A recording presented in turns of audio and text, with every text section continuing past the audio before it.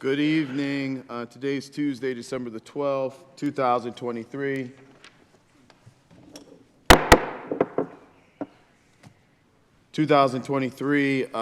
At 4:17, we're calling to order City Council Bill 23-0445, Charter Amendment, Baltimore City Police Department. And in conjunction with that, we're going to also hear and talk about City Council Bill 23-0449, Public Safety, Baltimore City Police Department. We're here for the local control of the Baltimore Police Department. To date, we've had one hearing and 2 additional town halls for us to kind of talk about the discussion. I'm joined today to my left, my far left, Councilman Ryan Dorsey, Councilman Zeke Cohen, Councilwoman Odette Ramos, Chairman John Bullock, Chairman Mark Conaway, Chairman Eric Costello, Councilwoman Felicia Porter, Chairman Danny McCray, and Vice President to the City Council, Sharon Green Middleton. We also joined by our amazing Legislative Services, Council Services person, Larry Green, and Tiffany Macklin from my office. We'll ask folks from the administration, starting with Madam CAO, if you could please give us your name and title. My name is Dana Peterson Moore, and I am here wearing the hat of the chair of the Local Control Advisory Board. Thank you. Tyler Shanella, Legislative Liaison, Office of Equity and Civil Rights. Andy Smolian, Deputy Chief of Staff, Baltimore Police Department. Elena DePietro, Law Department. Nina Themelis, Director of the Mayor's Office of Government Relations. Laura Larson, Budget Director, Department of Finance. Thank you all for that. We're going to jump into City Council Bill 23-0445. That's the actual charter amendment. Members should have 3 separate amendments to this charter amendment on your desk.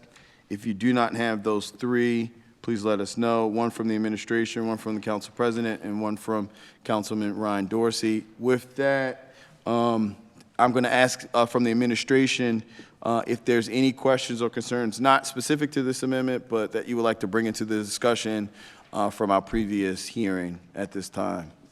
I assume not, and we can jump into the amendments, but I wanted to just provide that opportunity.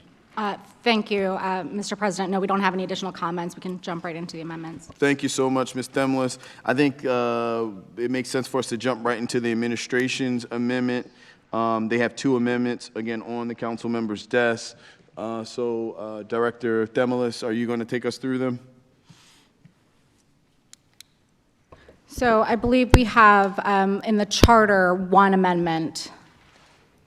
No, it has 2. So maybe it's, remember they did the combination? Oh, yes, sorry. Yeah, so there should be 2 separate amendments. Yeah. The first of which should be setting the term for the police commissioner. So the term shall be set by the mayor. We believe this will provide the proper flexibility for engaging with just the appropriate people who we may want to engage with to become a police commissioner. We think that if the term were to be coterminous with the mayor and city council, there may arise a time where a police commissioner vacancy may occur toward the end of term, and it wouldn't allow for the proper opportunity for us to recruit an appropriate candidate.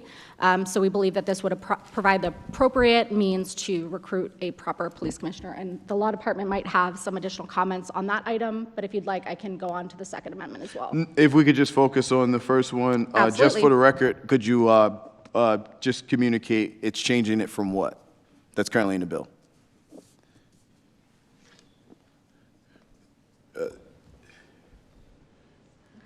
Currently, the language in the charter amendment speaks to the term being set by Article 4, Section 6, but in Article 4, Section 6, there's also a change that exempts the police commissioner from the time frame set by Article 4, Section 6, so we needed to clarify that regardless. So this is changing that language to then define the term to be set by the mayor directly. Thank you. To be clear, the current provision leaves it open, so this just fills in the gap. Thank you, Mr. Petro. At this time, are there any questions or concerns from members of the council to the administration, or any discussion specific to this amendment? Hearing and seeing none, Director Themelis, if you could walk us through the second one.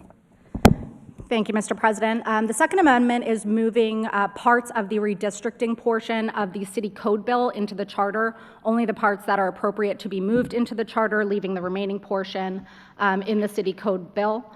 So this is just to allow for the redistricting process, similar to how council redistricting is in the charter. The police redistricting process would be in the charter, which allows for less changes over time and ensures that redistricting is done at a regular and recurrent basis. Thank you, Director Themelis. At this time, are there any additional questions or concerns from members of the council? This committee takes both amendments from the administration as friendly amendments. If there aren't any concerns, any unreadiness at this time, I'll take a motion. It's been moved and probably second. All those in favor, please say aye. Aye. All those opposed, please say nay. The ayes have it. This amendment is adopted for City Council Bill 23-0445. It is the administration number 2, December 23rd version. Both amendments were just adopted. Next, we're going to move to 2 amendments from Councilman Dorsey. Councilman Dorsey, if you could walk us through your 2 amendments.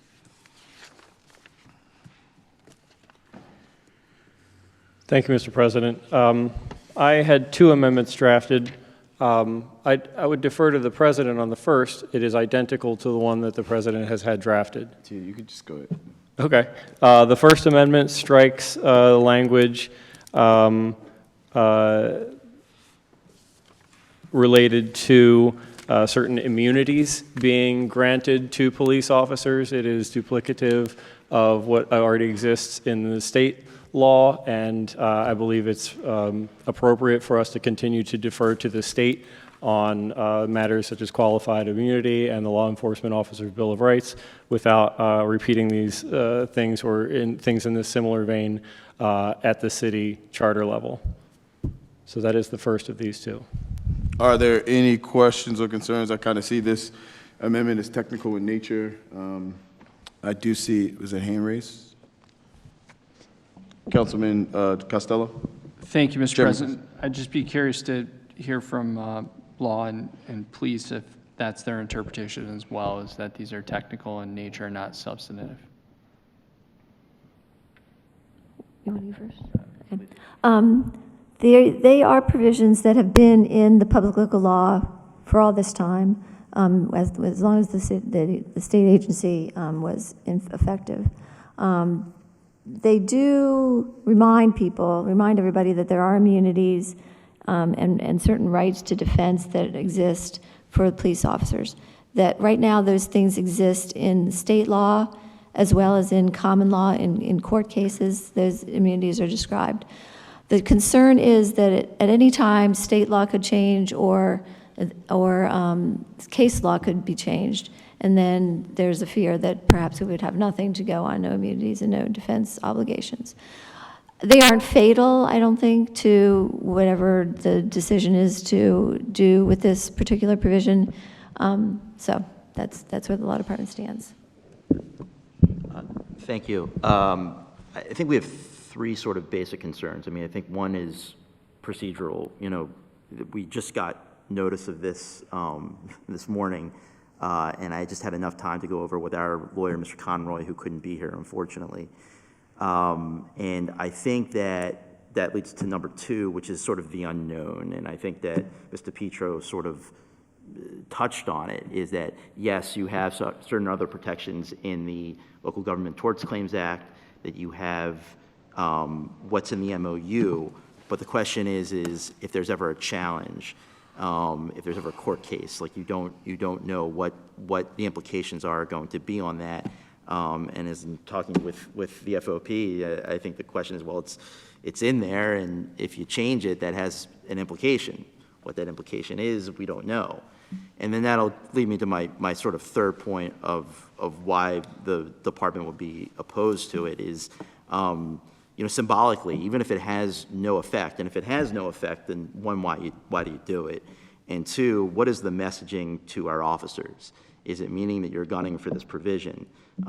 Does that make them uneasy? Do they believe that once you've taken this out, that they have no protections?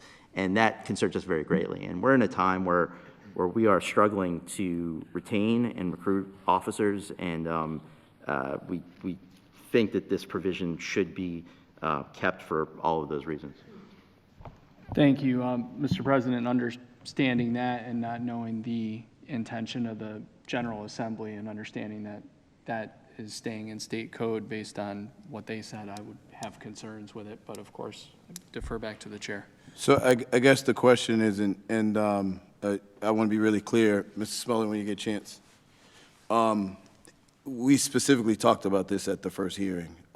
So this is not a new topic or a new discussion to anyone. We went over this and said that this would be one of the amendments. I believe at the time we knew of 4 from the administration and 2 that came up from that discussion, and here we are today. I guess the question is, inside of state law, are there other things that are included there that's not included in this charter amendment? Are you, sir, are you asking, are there other things that were in the public local law? Public local law, yeah. Yes. So if your logic serves correct, why wouldn't we just copy and paste public local law and place it here?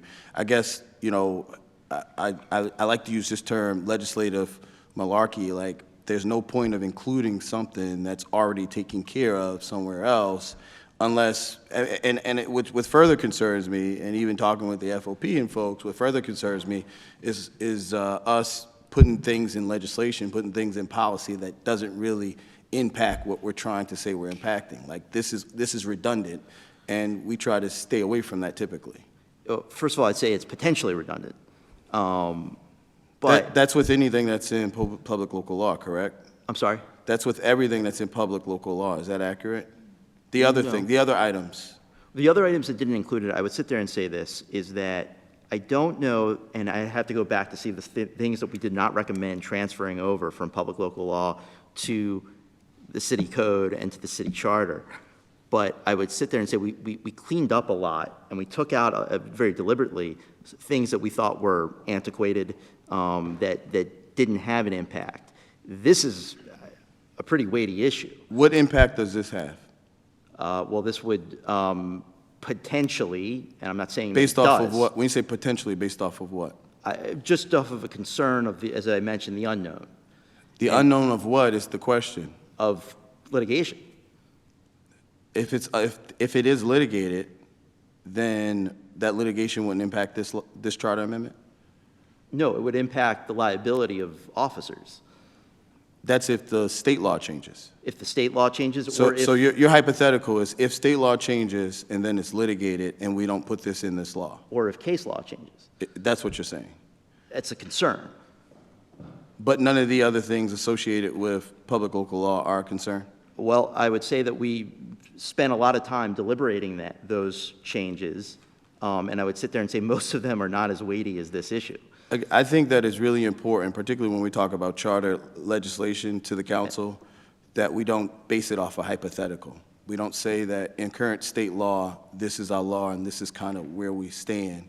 And by the way, there might be a lawsuit, or by the way, there might be a judgment, so let's be redundant in our own city charter. I don't know why we would do that. Well, I also, and I said my third reasoning is the message that we send to our officers. And I think our police officers are educated enough to understand and know that this is already law. So it's no point of us tampering with our charter to make it law again. I don't really understand the, you know, I'll lean to where the committee is with it, but, you know, from the legislative economy perspective, we typically don't take things that are in state law and put them in the city charter. I would also say that this is, in response to that, this is, as we all know, a very unique situation where we're transferring state law to the city, what was one state law to the city charter. That's what makes this situation unique. Yeah. But I think what's standard is us dealing with issues that are in state law that we intentionally don't put in city charter. I think that's the point I was getting at. Yes, sir. Yes. Thank you, Mr. President. I agree with everything that you've said. It's well put. I would also just double down and say that this is not just a matter of transferring something from state law to city law, but creating something that is redundant of state law. And that if a court sees fit to strike down some element of state law, or if the state sees fit to change state law, then we don't necessarily want to be the ones stuck holding the bag, creating immunities that other jurisdictions don't have necessarily, or that the state or the court saw fit to remove for the same reason that we should not have them in place in the city charter. Thank you, Mr. President.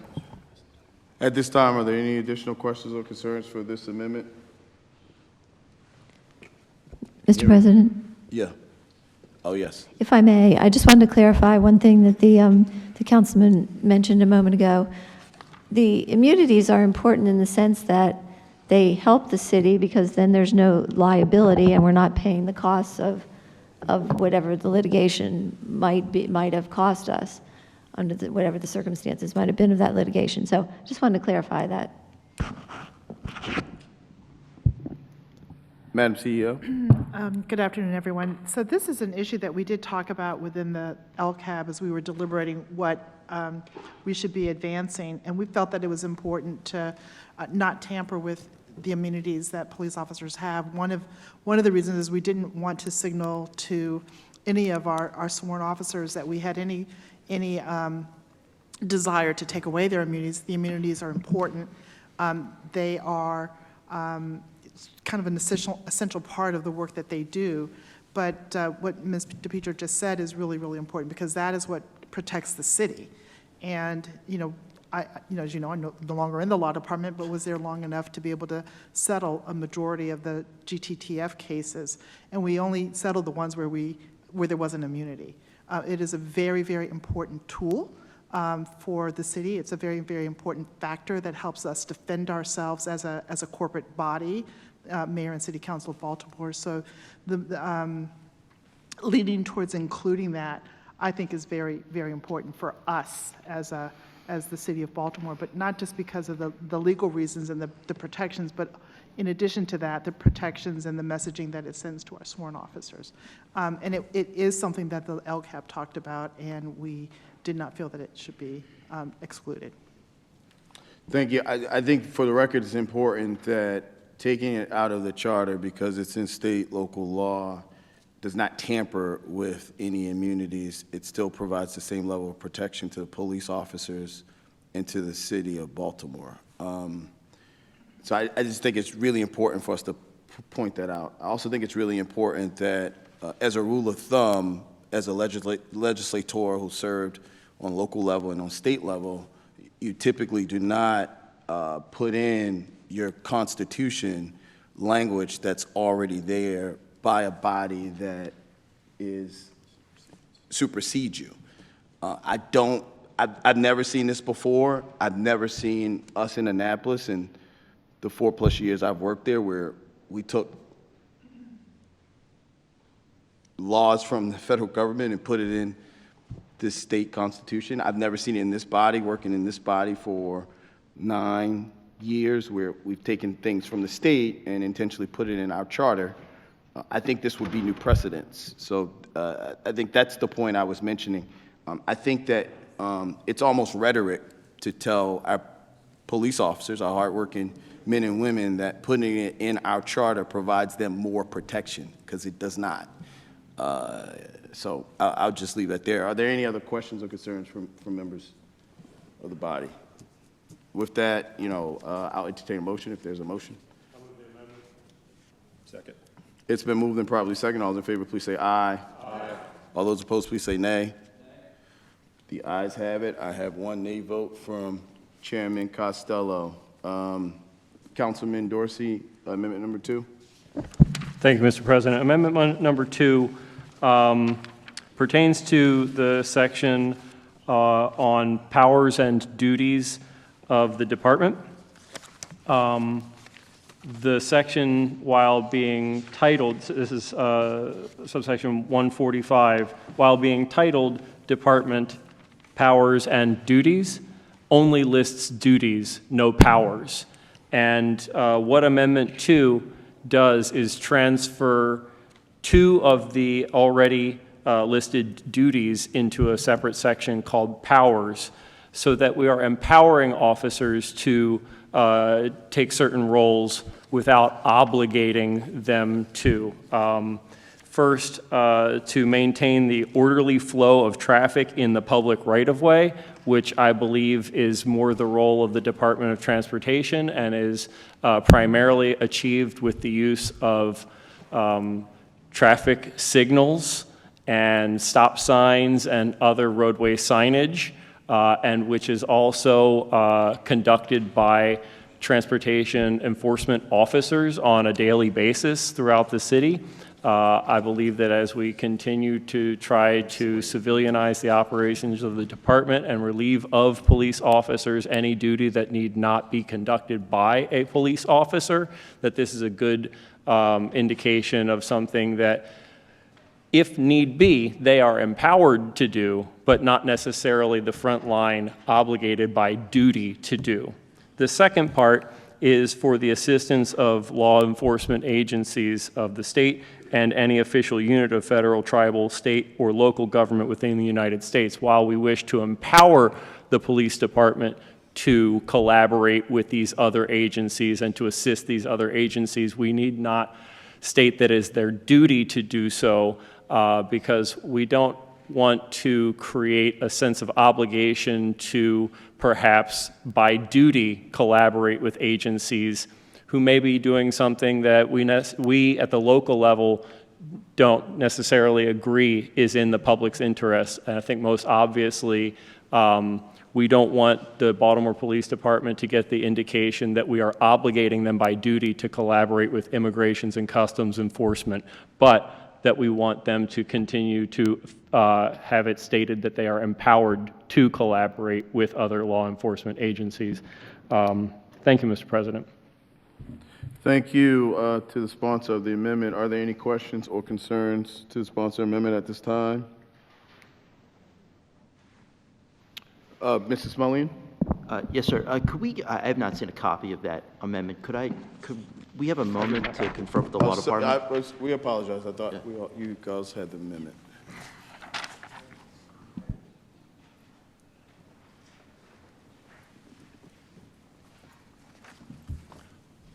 Mr. President, I sent that to Government Relations and to the Law Department. I apologize for not sending it over to Andy, but it was drafted by DLR, who's reviewing it with him now. Thank you for that explanation, Mr. Councilmember. We're going to give BPD some time, and I think it's only fair after he gets kind of his bearings within an understanding that we'll just table it for a little bit and we'll come back to it. Maybe we take up some of the other ones that everyone's had a chance to kind of look at. So with that, that's the last amendment for Council Bill 23-0445. I think what we're going to do is we're going to jump over to the amendments for 23-0449, and then we'll just come back to that. All right?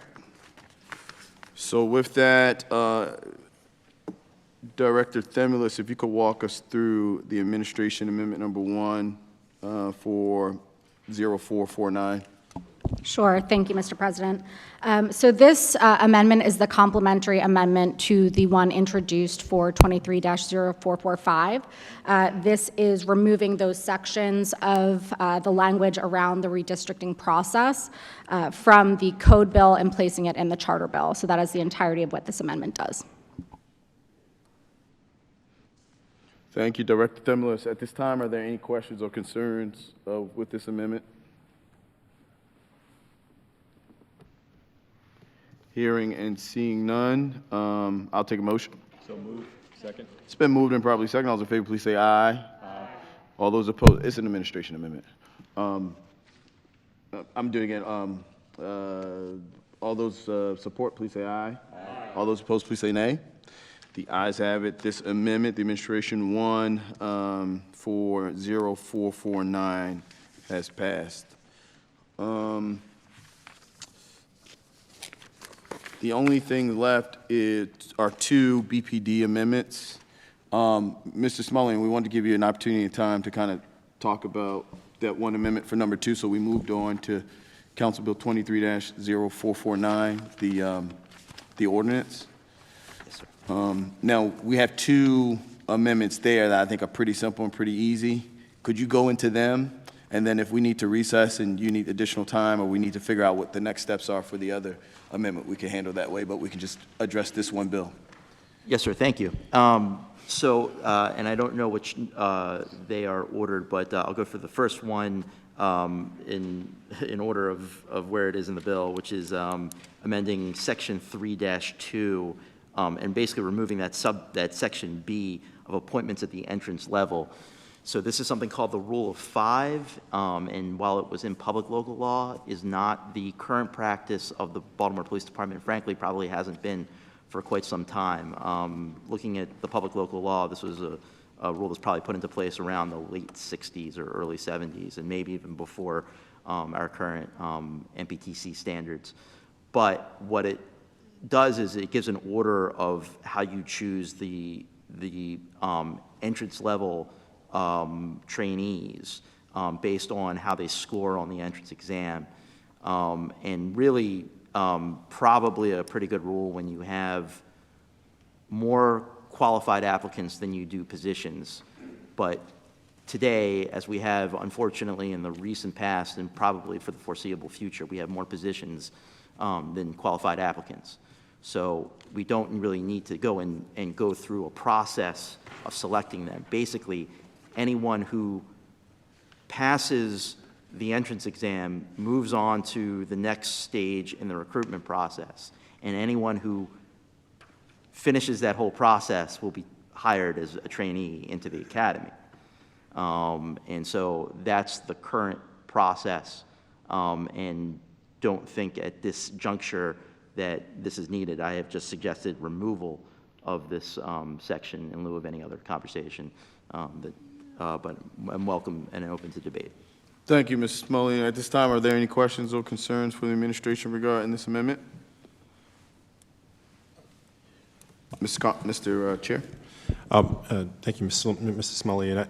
The only question I have is, we struggle to find officers today. I'm sorry, can you repeat that? Noting we struggle to find officers today. Our current reality is we don't have enough officers, individuals applying for our current vacancies. Do we then need this in the future? Should that change? And I've wondered that, and I think that the issue really is that how you score on the exam, again, if you just make the basic cutoff, whether you're the top scorer or you've just made it, you're moving on to the next level. You still have to take a physical, ability test. You still have to take a psychological exam. You still have to do do a background check, a drug analysis, all that stuff you need to go and do, and it just moves you on to the next step. So I don't know that we're just taking people off if we are taking people who are, it's basically on a first come, first served basis, if that makes sense. Could we need something like this in the future? Potentially, and it's something we should revisit, or something that you might want to look at how you reword. But I thought that, given that we didn't have a work session on this, that we should just delete it, and so we don't give people the impression that this is what we're doing. I don't want to go against, I don't want us to continue to not go against what the word on the page, because that is not the present reality. Got it. Thank you. Thank you, Mr. Chair. Are there any additional questions or concerns from members of the committee? Hearing and seeing none, at this time, I'll entertain a motion. So moved. It's been moved and probably second. All those in favor, please say aye. Aye. All those opposed, please say nay. The ayes have it. That amendment is approved. Now on to BPD amendment number 2. Mr. Smullian, if you could please walk us through it. Yes, sir, thank you. On section 3-3, there's a section on witness fees. This is also a sort of a vestige of the public local law, and frankly is not the current practice. I think we've been more or less operating under the negotiated terms of court testimony within the MOU. So I don't know that this is needed, especially for Board of Estimates approval for such payment. Does everyone understand the amendment? Are there any questions or concerns of the amendment? We're all good? With that, I'll take a motion. So moved. It's been moved? Is there a second? It's been moved and probably second. All those in favor, please say aye. Aye. All those opposed, please say nay. The ayes have it. The BPD number 2 amendment that's on the council member's desk has been approved. That includes all 3 amendments that we have before us today. Are there any additional amendments, questions, or concerns from the committee or from the administration for Council Bill 23-0449?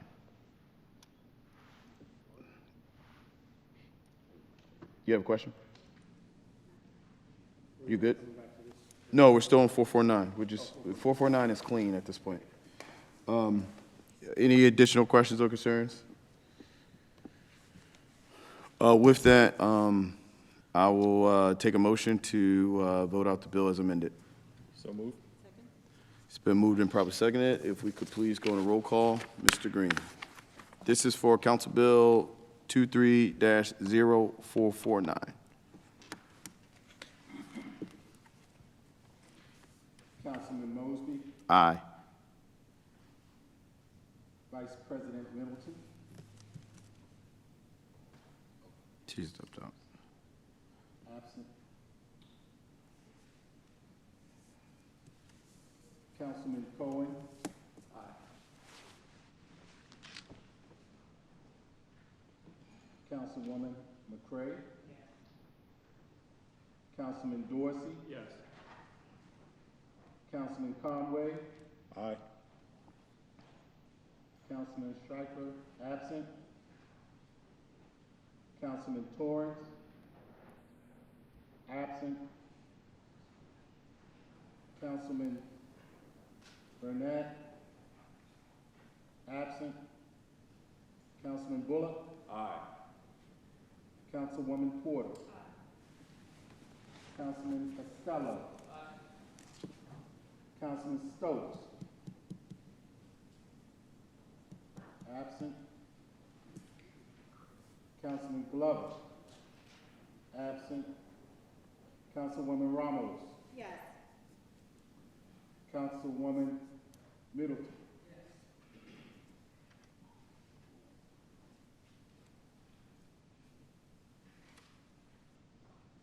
Yes. 10 yeas. 6 absent. 5. Oh, 5 absent. All right. What does that mean? 10 yeas, 5 absent, passed. The bill will pass on to second reader. That's City Council Bill 23-0449. Now, I know we had one concern from a BPD perspective. Mrs. Mullen, do you still have any unreadiness, concerns, or problems with the amendment? I do, for the record. Just, I think I need more time to go over with our lawyers about whether or not this has any other implications. We've talked about it, and while it may seem innocuous on its face, we just want to be sure. I mean, this is going in the charter, and especially as this bill is proceeding rapidly. I think that's fair and some concern. Councilman Dorsey, do you have anything else to add, just for the record? Any additional detail you would like to talk about? Mr. President, And before I do so, yeah, I have a question. you have a question? Yes, sir. Yeah. What's the difference between powers and duties? Empowerment to act versus obligation to act. Okay. A duty would indicate an obligation to perform a function, and a power would indicate an empowerment to perform that function without necessarily obligating to perform that function. Okay. I think with this one also in particular, if the charter, and I don't know this to be the case, and maybe the law department could speak to this, but if it's in the charter that says the BPD has the duty to maintain the orderly flow of traffic in the public right-of-way, I don't know if that means that that field is being occupied by BPD so that DOT can't be given the duty, but I see Elena. I don't think it would have that effect. Okay. So, but in general, again, it's, I don't, it doesn't seem necessary to obligate these things when we can simply empower them. So this is what I'm going to propose to the committee, that we hold over amendment number 2 for second reader amendment to provide the police department and administration additional time to kind of work through any nuances and potential unrelated consequences that we might not be able to kind of figure out today and come back to us, Mr. Smullian. If the council is amenable to that, if the sponsor of this amendment is amenable to that, we'll proceed that way. If not, we'll proceed with a vote today to try to vote it out. I'm going to say I don't take I see you smirking, I don't take an opinion on it, so I wouldn't say this is an unfriendly amendment or anything like that. I mean, we could always vote it, and if it fails, I can bring it back up on second reader. I'm happy to do that, but I'm also happy to give the administration time. I don't think that the administration is going to find any issue with this amendment one way or the other, so I don't think it matters whether we move it now or we move it on second reader.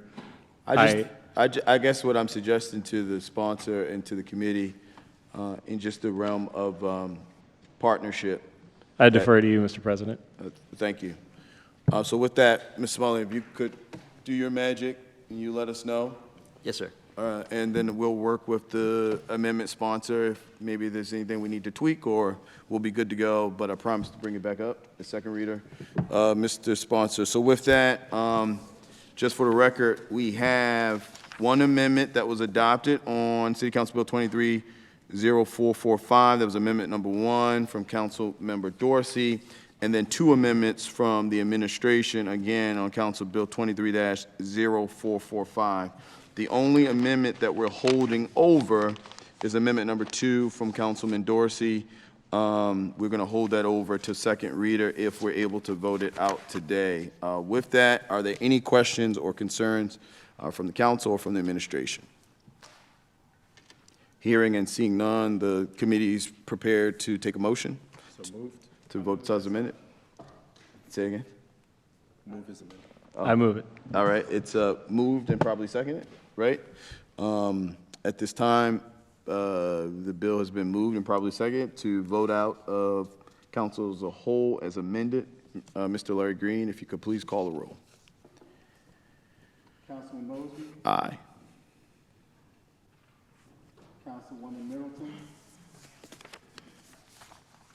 Councilman Foley, Councilwoman McCray, Councilman Dorsey. Yes. Councilman Conwood. Aye. Councilman Strike, absent. Councilman Torres, absent. Councilman Burnett, absent. Councilman Bullock. Aye. Councilwoman Porter. Councilman Costello. Aye. Councilman Stokes. Absent. Councilman Glover. Absent. Councilwoman Ramos. Yes. 10 yeas, 5 absent. This bill is approved, and we'll move on to second reader. That is Council Bill 23-0445. This will adjourn the council as a whole on Council Bills 23-0445 and City Council Bill 23-0449. Both will advance to second reader to Baltimore City Council. Baltimore, we love you.